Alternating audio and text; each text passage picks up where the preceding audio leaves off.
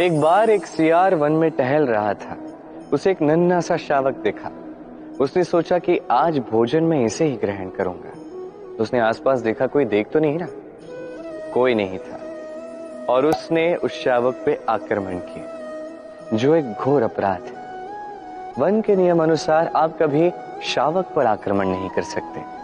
तो ये बात जब राजा सिंह को ज्ञात हुई तो एक सभा बुलाई गई। उसमें सियार ने कहा कि मैंने तो ऐसा कुछ किया ही नहीं। यदि आप ऐसा कह रहे हैं तो कोई प्रमाण दीजिए, क्या कोई साक्षी है? तब राजा सिंह ने उल्लू को बुलाया, जो उस समय वृक्ष की एक शाखा पर बैठा हुआ था। उसने सब कुछ देखा था। उल्लू ने सत्य बताया और सियार को मृत्यु दंड मिला। अब ये कथा मैं आपको क्यों सुना रहा हूं? क्योंकि मनुष्य भी कभी कभी यही कर्म करते हैं जो सियार ने किया। सोचते हैं कि कोई देख नहीं रहा तो मैं अनुचित कर्म कर सकता हूं। नहीं, अब कुछ भी कीजिए, कोई ना कोई देखता है। कोई व्यक्ति नहीं तो कोई प्राणी, नहीं तो कोई यक्ष, देव, प्रेत। ये सब भी नहीं तो धरती माता देखती है, जिस पर खड़े रहकर आप कर्म करते हैं।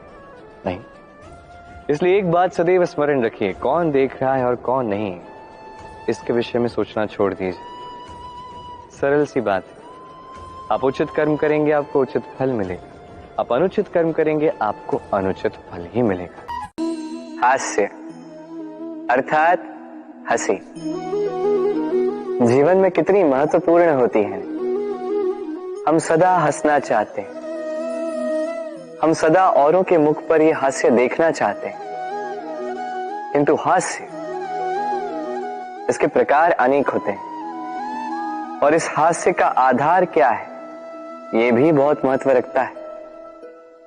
हास्य केवल तभी उपयुक्त होगा जब यह मन की शुद्धता से निकलेगा। हास्य तभी उपयुक्त होगा जब यह सामने वाले को भी हंसाकर उसका कष्ट हर लेगा। अब यदि हास्य ईर्ष्या से निकले तो वो कटाक्ष बन जाता है, सामने वाले के मन को काट जाता है और फिर वो सज्ज ही रहता है कि कब वो आप पर पुनः प्रहार कर पाए। अब यदि हास्य किसी को नीचा दिखाने से निकले तो वो हास्य नहीं, वो उपहास बन जाता है और वो सामने वाले को आनंद नहीं, केवल अपमान देगा और अपमानित व्यक्ति मन से कटु हो जाता है।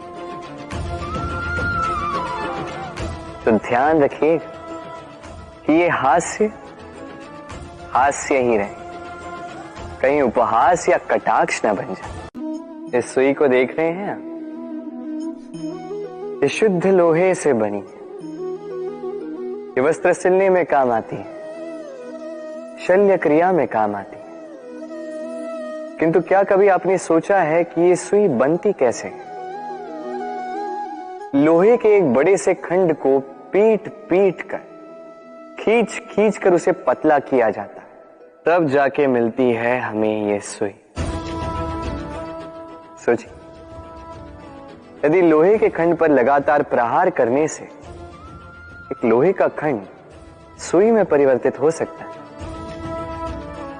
हमारे जीवन में लगातार प्रयास करने से इस जीवन रूपी खंड को हम कितने प्रभावशाली कर्मों में परिवर्तित कर सकते हैं। बस आवश्यकता है तो दृढ़ निश्चय। संसार में सबसे महत्वपूर्ण वस्तु कौन सी? सबसे महत्वपूर्ण व्यक्ति कौन सा?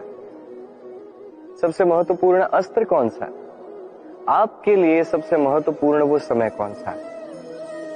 ऐसे अनेक प्रश्न मन में आते हैं और इनके उत्तर ढूंढने के लिए हम क्या क्या नहीं करते, कहां कहां नहीं जाते, जबकि इसका उत्तर तो हमारे पास ही, हमारे समीप ही। संसार में सबसे महत्वपूर्ण व्यक्ति वो है जो इस समय आपके साथ है, आपके समीप है। सबसे महत्वपूर्ण अस्त्र वो जो इस समय आपके पास है। सबसे महत्वपूर्ण वस्तु वो जो इस समय आपके हाथ में। सबसे महत्वपूर्ण पूंजी वो जो इस समय आपके गांठ में। और सबसे श्रेष्ठ, सबसे महत्वपूर्ण पल वो जो इस समय आप जी रहे हैं, जो है वो अभी। अगले पल आप भी है या नहीं, आप भी नहीं जानते। तो शेष किसी व्यक्ति या वस्तु या अस्त्र या धन की आप क्या ही बात कर सकते हैं। जीवन यदि है तो इस पल में, वर्तमान में। अन्य सभी सोच है, कल्पना। तो इस जीवन को जी, आनंद ही आनंद मिलेगा। आइए और मेरे साथ प्रेम से कहिए, राधे राधे।